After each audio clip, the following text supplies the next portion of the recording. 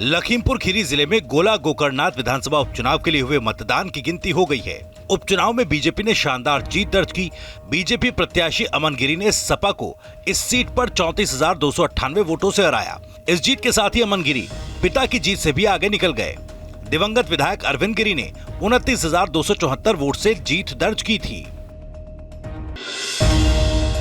लखीमपुर खीरी की गोला विधानसभा उपचुनाव में शानदार जीत हासिल करने के बाद बीजेपी प्रत्याशी अमन गिरी ने मीडिया से बात करते हुए कहा कि चुनाव पिताजी का ही था। पिताजी ने भी जब चुनाव लड़ा उनके मतों में हमेशा बढ़ोतरी हुई। साथ ही उन्होंने प्रधानमंत्री मोदी और मुख्यमंत्री योगी को अपनी जीत का श्रेय देते हुए चुनाव प्रचार में शामिल सभी मंत्रियों को धन्यवाद कहा। उसके बाद उन्होंने अपने कार्यों को लेकर कहा कि पिताजी की तरह निरंतर काम करता रहूंगा और उनके अधूरे कार्यों को पूरा करूंगा।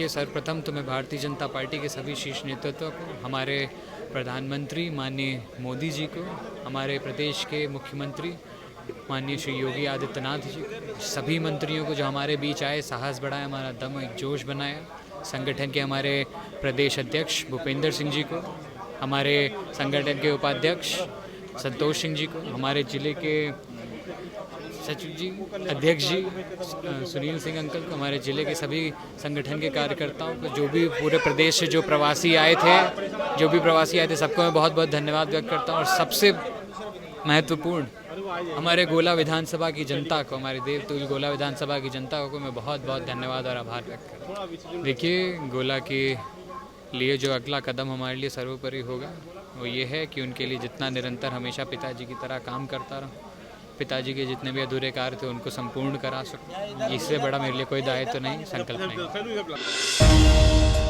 सुभाषपा प्रमुख ओम प्रकाश राजभर ने माफिया डॉन मुख्तार अंसारी के बेटे और मऊ सदर से विधायक अब्बास अंसारी को अपना विधायक मानने से इनकार किया। उन्होंने कहा कि अब्बास को चुनाव में जरूर उन्होंने सुभाषपा का टिकट दिया था, लेकिन ये सपा सुप्रीमो अखिलेश यादव की साजिश थी। अब्बास अखिलेश के विधायक हैं। प्रयागराज स्थित कार्यालय में ईडी अब्बास को कस्टडी रिमांड में लेकर पूछताछ कर रही है। मैं क्या कह रहा हूँ, वो हमारे सिंबल से चुनाव लड़े हैं, नेता सपा के हैं। समाजवादी पार्टी ने मुझे 12 कैंडिडेट दिया है, उसी में वो भी एक कैंडिडेट है और सिंबल हमने दिया है, वो 12 में वो भी हैं।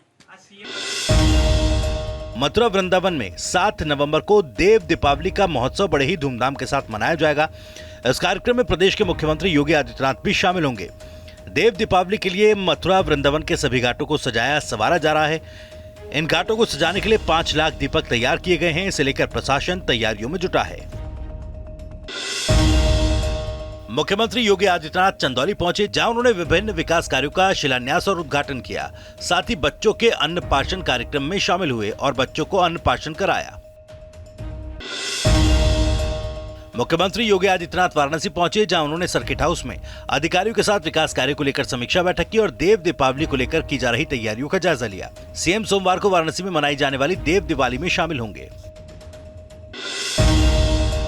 गुजरात विधानसभा चुनाव के ऐलान के बाद प्रधानमंत्री नरेंद्र मोदी गुजरात के वलसाड़ पहुंचे, जहां उनके साथ मुख्यमंत्री भूपेंद्र पटेल मौजूद हैं। पीएम मोदी वलसाड़ में एक रोड शो में शामिल हुए। उसके बाद उन्होंने वलसाड़ जिले के कपराड़ा गांव में एक जनसभा को संबोधित करते हुए पीएम मोदी ने कहा कि हम गुजरात के विकास के लिए लगातार काम कर रहे हैं। हर गुजराती आत्मविश्वास से भरा होता है, इसलिए जब गुजराती बोलते हैं तो उनके भीतर से एक आवाज निकलती है। उन्होंने गुजरात बनाया है। हिमाचल के कांगड़ा में केंद्रीय गृह मंत्री अमित शाह ने हुंकार भरी। इस दौरान उन्होंने कहा कि हिमाचल में जयराम ठाकुर को दोबारा सीएम बनाएंगे तो यूसीसी लागू करने से कोई नहीं रोक सकता। आगे उन्होंने कहा कि पिछले 70 सालों से मुस्लिम महिलाएं ट्रिपल तलाक के लिए बोलती थी, लेकिन कांग्रेस ने वोट बैंक की वजह से ट्रिपल तलाक खत्म नहीं किया। उत्तराखंड के मुख्यमंत्री हिमाचल प्रदेश के कुल्लू में महाजनसंपर्क अभियान के अंतर्गत बुजुर्गों, माताओं, बहनों और युवा साथियों से उन्होंने संपर्क किया और हिमाचल में पुनः डबल इंजन वाली बीजेपी सरकार चुनने का आह्वान किया। इसके साथ ही महाजनसंपर्क अभियान के अंतर्गत प्रचार के दौरान उत्तम शर्मा जी के प्रतिष्ठान पर स्थानीय लोगों के साथ चाय पर चर्चा भी की।